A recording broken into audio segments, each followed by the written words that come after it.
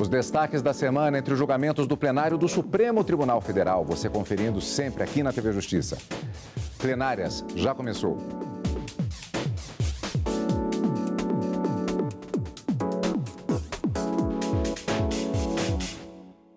Hoje com os principais momentos das sessões dos dias 7 e 8 de novembro de 2018.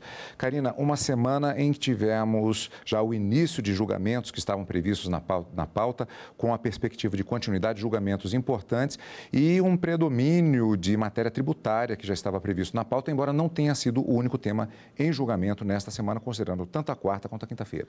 O grande destaque da quarta-feira, sem dúvida alguma, foi uma discussão tributária, apesar de listas também terem sido chamadas com temas variados e bastante diversificados no plenário da quarta-feira. Os ministros iniciaram o julgamento de 2 casos envolvendo as empresas que optaram pelo Simples Nacional, uma forma de tributação diferenciada, recolhimento de alguns tributos e uma guia única, mas que se alegavam algumas inconstitucionalidades.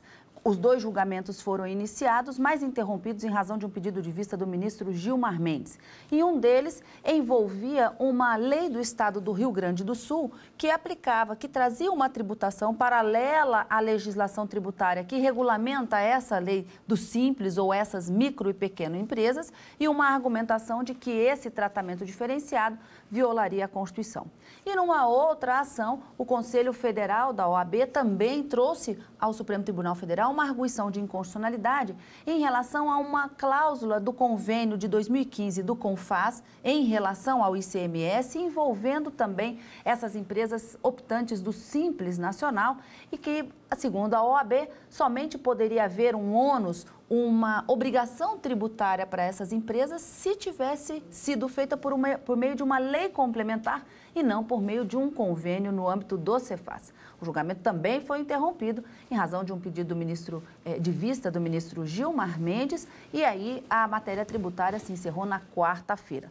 Apesar dos processos que já estavam pautados para a quarta migrarem para a sessão de quinta, na quinta-feira 2 grandes temas acabaram tomando destaque na sessão e nenhum deles envolvendo matéria tributária. Um deles foi um pedido do senador Assir Gurgax, que buscava, através de uma tutela antecipada, na verdade uma tutela provisória antecedente, uma nova figura do Código novo, exatamente. Do Código de Processo Civil, que buscava suspender os efeitos da condenação para evitar que ele já tivesse iniciado a execução da pena. Na condenação que foi estabelecida pela primeira turma em relação ao senador, portanto, já determinada o início da execução da pena. E no segundo momento, os ministros acabaram iniciando o julgamento que dividiu já o plenário em 4 votos pela constitucionalidade da norma, 4 votos pela inconstitucionalidade da norma, em que se questiona em 2 ações diretas de inconstitucionalidade também uma lei do Estado do Rio Grande do Sul, aliás, foi o protagonista, né, do Estado do Rio Grande do Sul, com 2 leis sendo questionadas no plenário, uma na quarta e outra na quinta, mas para saber se a lei do Estado do Rio Grande do Sul, que proíbe qualquer tipo de revista íntima em funcionários do comércio, da indústria ou de qualquer estabelecimento que tenha sede ou filial naquele estado, é proibida e é vedada. Para alguns ministros, a norma é inconstitucional, porque para tratar de relações de trabalho, somente a União, somente o Congresso Nacional poderia legislar sobre essa matéria e o Estado não poderia, sob pena de usurpação de competência. Mas o ministro Edson Fachin entendeu que não, que embora a norma repita o que a lei federal já determina, é uma norma protetora de direito fundamental e não haveria que se falar em inconstitucionalidade. Nesse caso, o julgamento pode ser retomado em breve em razão do pedido de vista que foi feito pelo ministro-presidente, ministro Dias Toffoli. Mas julgamentos diferenciados. Na quarta, predominantemente, tema tributário e na quinta-feira, matéria penal e matéria constitucional envolvendo direitos fundamentais. Então vamos fatiar, como sempre fazemos aqui no Plenárias, começando com a quarta-feira. Como vimos, pedido de vista suspendeu o julgamento que discute no Supremo se micro e pequenas empresas optantes do Simples Nacional precisam pagar diferenças de ICMS nas transações entre estados. Este é um recurso que questiona leis do Rio Grande do Sul que determinam a cobrança do diferencial de alíquota do ICMS, o Imposto sobre Circulação de Mercadorias e Serviços de empresas que optam, como dissemos, pelo Simples Nacional, um regime tributário voltado às micro e pequenas empresas. Essa cobrança ocorre quando as empresas adquirem mercadorias de outros estados. Vamos ver na reportagem o que aconteceu neste julgamento até agora. Desde 2006, o Brasil conta com o Simples Nacional. Ele é um regime integrado de arrecadação, cobrança e fiscalização de tributos. No Rio Grande do Sul, leis estaduais determinam que essas empresas devem pagar, no momento da compra de mercadorias de outros estados, a diferença de ICMS, o Imposto sobre Circulação de Mercadorias e Serviços. Essas leis estão sendo questionadas no Supremo Tribunal Federal. Um dos principais argumentos é que essa cobrança traz um custo adicional para as micro e pequenas empresas do Simples Nacional. Já o estado do Rio Grande do Sul defende o recolhimento do tributo para evitar a chamada guerra fiscal. O principal argumento contrário à cobrança do diferencial de alíquotas do ICMS é que as micro e pequenas empresas do Simples Nacional teriam, nesses casos, um custo adicional. É uma regra de exclusão de tributação que visa proteger o quê? Um ambiente de negócios que permitam que as pequenas famílias desse país, as microempresas, aqueles que com suor carregam seus recursos a empreendimentos arriscadíssimos. Por outro lado, o estado do Rio Grande do Sul alega que o recolhimento desse tributo previne a guerra fiscal. Então, há, efetivamente, um sentido e um objetivo muito claro nessa alíquota interestadual, nesse diferencial, que é o de preservar o mercado interno. E isso vai mais além. Prevê, impede, evita a chamada guerra fiscal. O Simples Nacional foi criado em 2006 por meio de lei complementar federal. Funciona como regime compartilhado de arrecadação, cobrança e fiscalização de tributos. Esse sistema é destinado às micro e pequenas empresas. Hoje, mais de 500 mil empresas adotam o Simples Nacional em todo o país. No STF, o ministro Edson Fachin disse que as micro e pequenas empresas devem pagar o diferencial de alíquotas de ICMS de mercadoria que entram no estado. E ainda que a adesão ao Simples é opcional.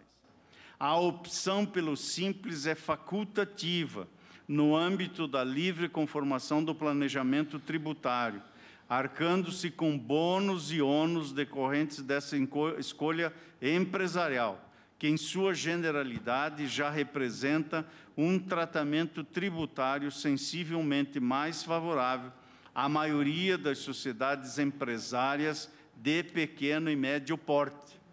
E, portanto, entendo, com a devida vênia da compreensão em sentido diverso, que, à luz da separação dos poderes, é inviável ao Poder Judiciário fazer o que o legislador não fez, ou seja, mesclar as parcelas mais favoráveis dos regimes tributários, culminando em um modelo híbrido, ainda que pareça justo, mas que não detém, em meu modo de ver, amparo legal. Já o ministro Alexandre de Moraes considerou que esse pagamento prejudica as empresas de pequeno porte e desrespeita o tratamento diferenciado previsto na Constituição.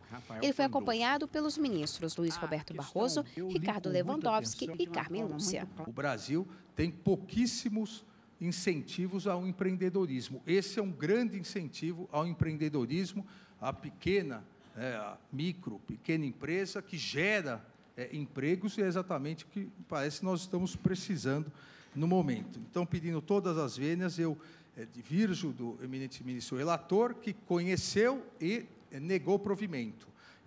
Dá provimento. Eu conheço e dou provimento, depois, dependendo da discussão, a tese, mas a tese poderia ser a mesma, só tirando o que é constitucional, eu diria que é inconstitucional. A Constituição prevê expressamente que a lei complementar vai criar um regime diferenciado e favorecido para as empresas desse porte, as de pequeno porte e as microempresas.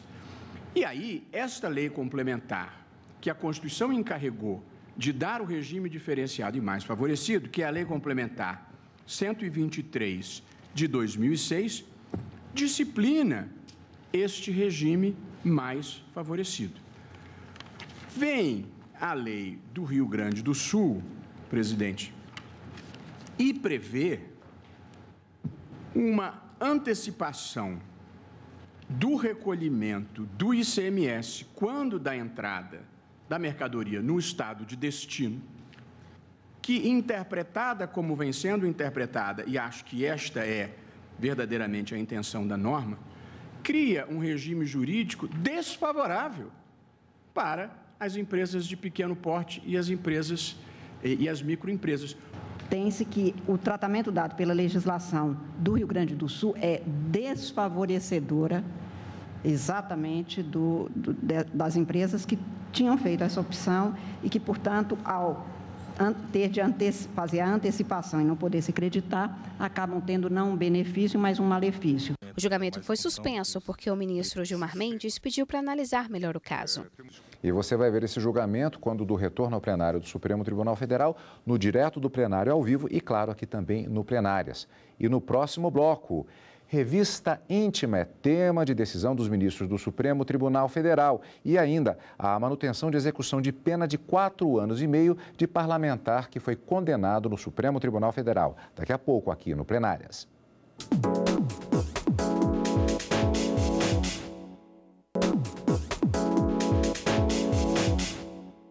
Plenárias está de volta. O Supremo Tribunal Federal começou a julgar nesta quinta-feira a legalidade da revista íntima de funcionários em empresas do Rio Grande do Sul. Os ministros também negaram o pedido do senador Assir Gurgax e mantiveram a execução da pena de 4 anos e meio do parlamentar em regime semiaberto. O senador foi condenado pela primeira turma do STF em fevereiro deste ano a 4 anos e meio de prisão no regime semiaberto. Assir Gurgax responde por crime contra o sistema financeiro nacional. Entre 2003 e 2004, o senador obteve, mediante fraude, financiamento junto ao Banco da Amazônia. A finalidade era renovar a frota de ônibus de uma empresa de turismo da família dele. A defesa questionava a pena imposta ao parlamentar. Não há fundamento com toda a vênia para se elevar a pena a esse patamar. No STF, a maioria dos ministros considerou que não houve ilegalidade na decisão da primeira turma e a execução da pena foi mantida. Por compreender que a dosimetria da pena levada a efeito pela colenda da primeira turma não se distancia, prima facie, da jurisprudência desta Suprema Corte, entendo não ser o caso de antecipar a tutela ou deferir cautela em face de futura revisão criminal, agora já presente, a revisão com base nos alegados equívocos na fixação da pena, equívocos esses que até o momento não resultaram expostos de modo extremo de dúvida a fim de conceder a tutela antecipada. Com todas as vendas da compreensão em sentido diverso, é a síntese que trago à colação, senhor presidente, e é como voto. Não há aqui nenhuma ilegalidade flagrante que possibilite o que se pretende, que é tão somente uma revisão, uma reanálise das circunstâncias judiciais. Isso foi objeto de embargos de declaração, na verdade, se ingressou com embargos infringentes ou embargos de declaração, a própria defesa pediu para receber nunca ou embargos infringentes ou embargos de declaração.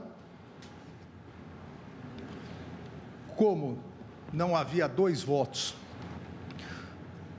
pela absolvição própria, eu atendi o pedido subsidiário da defesa, monocraticamente rejeitei a possibilidade de embargos infringentes e julgamos os embargos de declaração.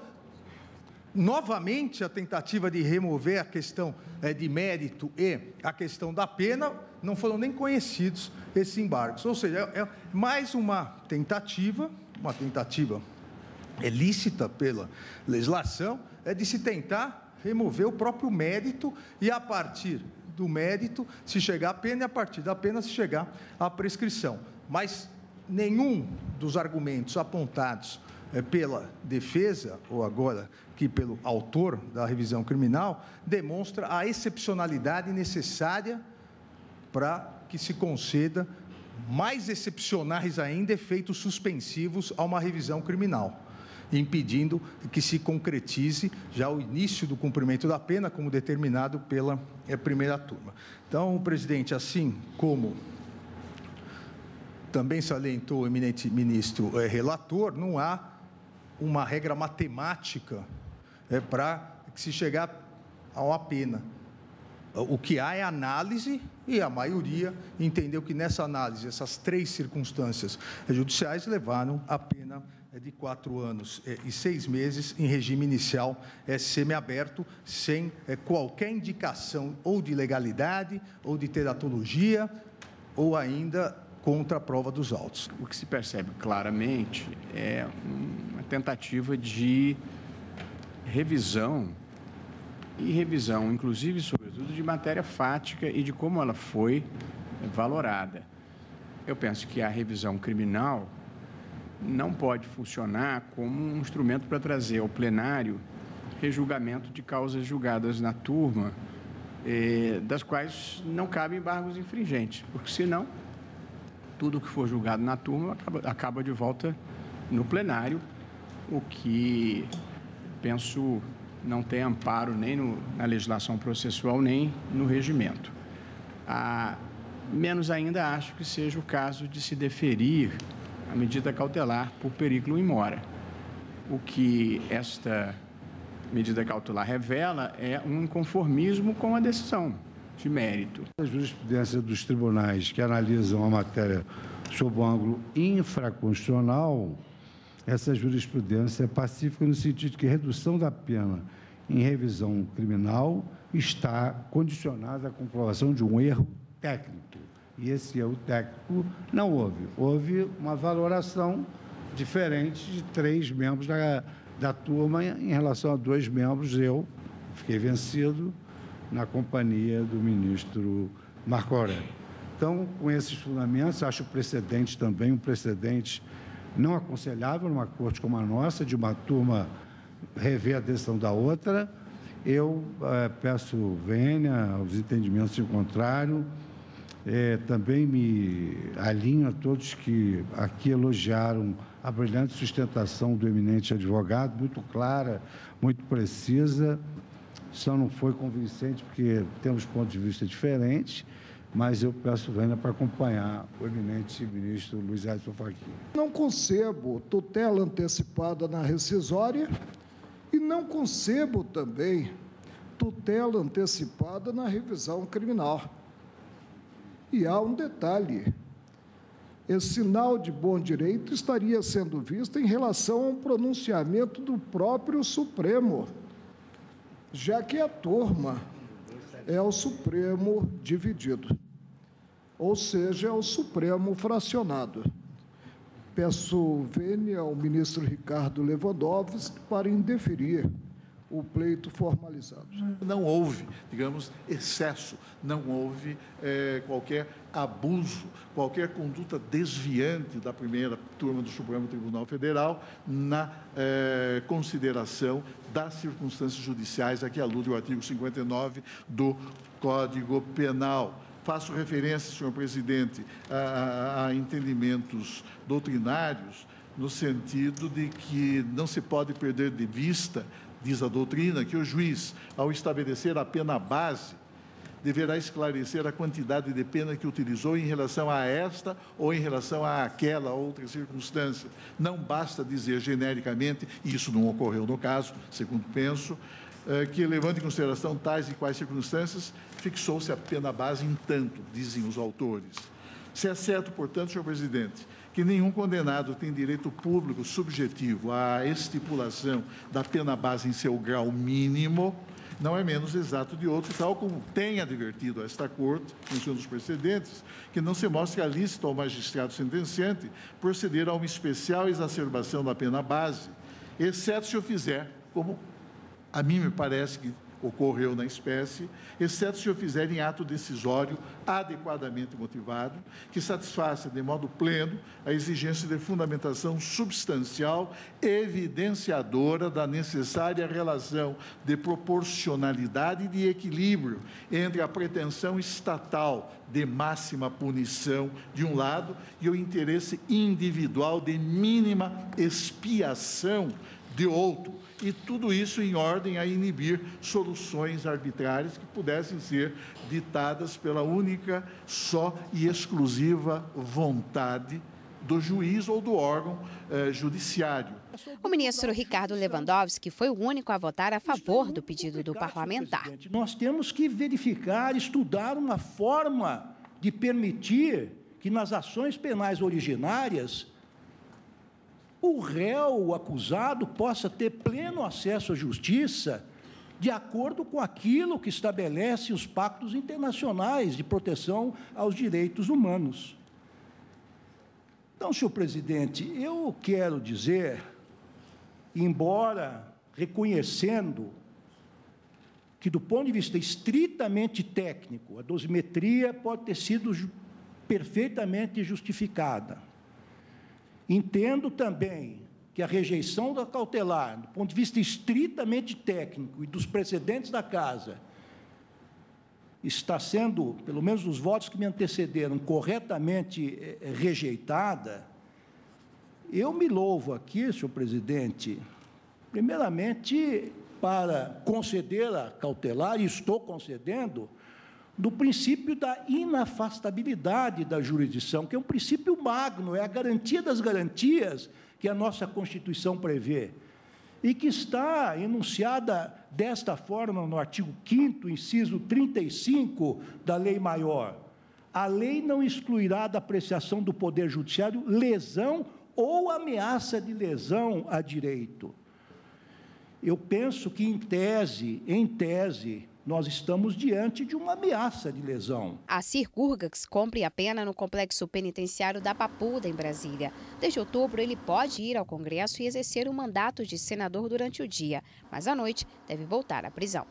Portanto, decisão já nesse caso, no plenário do Supremo Tribunal Federal nesta quinta, voltando antes, ainda na quinta-feira, na questão da revista íntima. Karina, pontos de vista diferenciados em relação à questão da constitucionalidade, um debate bastante interessante que vai se prolongar.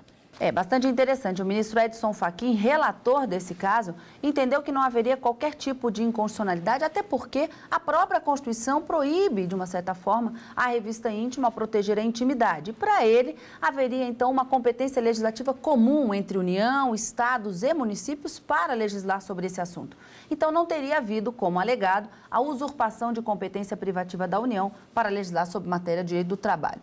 O ministro Luiz Fux, durante o julgamento também, ele disse: a Constituição possui algumas normas que são de reprodução obrigatória, nas constituições estaduais, por exemplo. Mas existem algumas normas que são normas de imitação. E para ele, essa norma seria uma norma de imitação, até porque a própria consolidação das leis do trabalho já teria determinado a proibição dessa revista íntima. Ao Estado do Rio Grande do Sul proibi-la, não haveria nenhum tipo de usurpação. Mas esse não foi o entendimento do ministro Alexandre de Moraes, que abriu a divergência e entendeu que, em matéria de relação de trabalho, compete privativamente à União legislar, e já tendo a CLT um dispositivo sobre esse assunto, não sobraria espaço para o Estado legislar, não afastando, portanto, qualquer alegação de possibilidade de legislação concorrente nos termos do artigo 24. Nesse sentido, outros 3 ministros acompanharam o ministro Alexandre de Moraes. Placar empatado. 4 votos com o relator, 4 votos com o ministro Alexandre de Moraes. Esse julgamento, como a gente disse no início do programa, pode ser retomado com o voto vista do ministro Dias Toffoli, quando então o seu voto já estiver pronto e apregoado esse julgamento para o plenário. Vamos aguardar. Vamos aguardar. Ricarina, tivemos nessa sessão plenária uma curiosidade digna de nota. O advogado mais jovem do Brasil estreou na Suprema Corte do país. Matheus Costa Ribeiro tem 18 anos e fez uma sustentação que tirou elogios dos ministros do STF. 9 minutos. Esse foi o tempo que durou a defesa de Matheus Costa Ribeiro no plenário do STF. A presente ação direta tem como objeto a Lei 12.258 do Estado do Rio Grande do Sul, que proibiu a prática de revistas íntimas de empregadores em seus funcionários. A lei classifica como revista íntima a prática de despimento coercitivo ou de molestamento físico do empregado pelo empregador. Ele é o advogado mais novo do Brasil e registro na Ordem dos Advogados do Brasil há 3 meses. Como será que ele se preparou para falar para os juízes da maior corte brasileira? Tem uma boa frase que é um lema de atletas, que é treino fácil, treino difícil, jogo fácil. Então, eu me preparei muito, foram muitas horas repetindo a sustentação, tentando escolher estrategicamente qual argumento eu deveria trazer, porque é um caso que tem muitos pontos. E o advogado tem que tentar achar aquele argumento que vai ter um apelo maior ao ministro, que vai convencê-lo, trazê-lo para o seu lado. Ele é o mais novo a falar no plenário do Supremo em 189 anos de história da Corte. Ele representou o Partido Democrático Trabalhista na ação que questiona uma lei do Rio Grande do Sul que proíbe a prática de revistas íntimas em funcionários de empresas. Logo que subiu à tribuna, chamou a atenção de todos e foi elogiado pelos ministros do STF. E só fazer o registro da estreia verdadeiramente virtuosa do jovem que esteve na tribuna, Matheus de Lima Costa Ribeiro. Parecia um profissional experiente. Parabéns. Eu gostaria de saudar a belíssima sustentação oral feita por esse jovem advogado, um menino que fez uma sustentação absolutamente espetacular. Essa foi a primeira sustentação, só a primeira sustentação do doutor Matheus aqui no Supremo Tribunal Federal. O julgamento do caso dele não foi concluído, ficou empatado em 4-4. O ministro Dias Toffoli pediu vista para analisar melhor este tema. E agora? Como é que fica a sua expectativa? Não tem uma data para o julgamento voltar ao plenário, mas a sua expectativa, dever cumprido, pelo menos hoje? Dever cumprido, porque eu acho que a minha sustentação conseguiu impactar os ministros. Eu pelo menos eu tive essa impressão. E essa é a missão do advogado. O advogado não ganha a causa. Quem julga a causa são os ministros. Boa sorte, então, para o doutor Matheus na continuidade da carreira. Exatamente. Karina, encontro marcado na próxima semana com mais uma edição, não apenas do Plenárias, mas também com os julgamentos ao vivo do Plenário do Supremo Tribunal Federal. E para a semana que vem, em razão do feriado do dia 15 de novembro, nós teremos somente sessão na quarta-feira. Então, encontro marcado no direto do plenário da próxima quarta e no final de semana com Plenárias. Obrigado pela sua companhia, como sempre. E continue conosco aqui na TV Justiça.